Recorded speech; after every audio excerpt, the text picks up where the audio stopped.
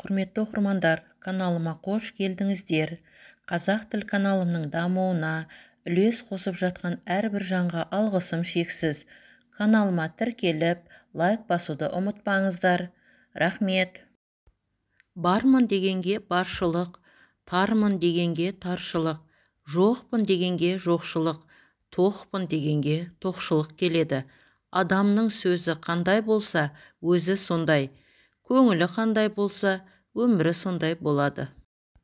Бір дос бар, тұмсықтан қан шыққанша, бір дос бар, қалтаңнан мал шыққанша, бір дос бар, кеудеңнен жан шыққанша.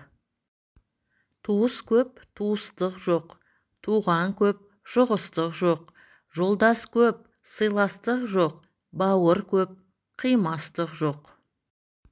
Адам жаны жаурайды екен дірілдеп, жақындары қарамаса күлімдеп, жиі-жиі хабар алып тұрыңдар, ей жарығым, қайда қалай жүрсің деп. Өмір алма кезек, ата-анаңа істеген әрбір жақсылығың да, жамандығың да алдыңнан шығатынын ұмытпа. Біз даналықты 3 жолмен үйренеміз. Ойлану ең ізгі жол, еліктеу ең жеңіл жол, тәжірибе жолы ең ауыр жол. Әйелдің 2 аты болған кезде шынымен бақытты.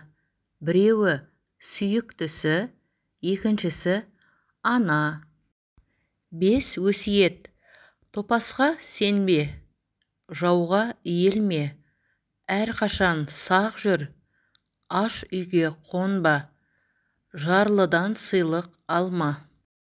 Әлемді түгел көрсе де, алтын үйге кірсе де, аспанда жұлдыз аралап, ай нұрын ұстап мінсе де, қызыққа тоймас адамзат.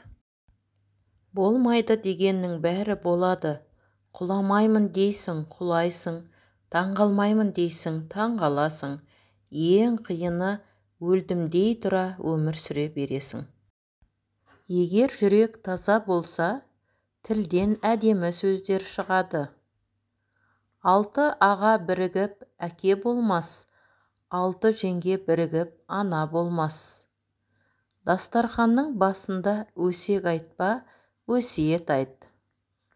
Дүниенің тұтқасы еркекте, кілті әйелде, сыры данада, қызығы балада. Басыңдағы бағың ұшпасын десең, қанағаттың кілтін жоғалтып алма.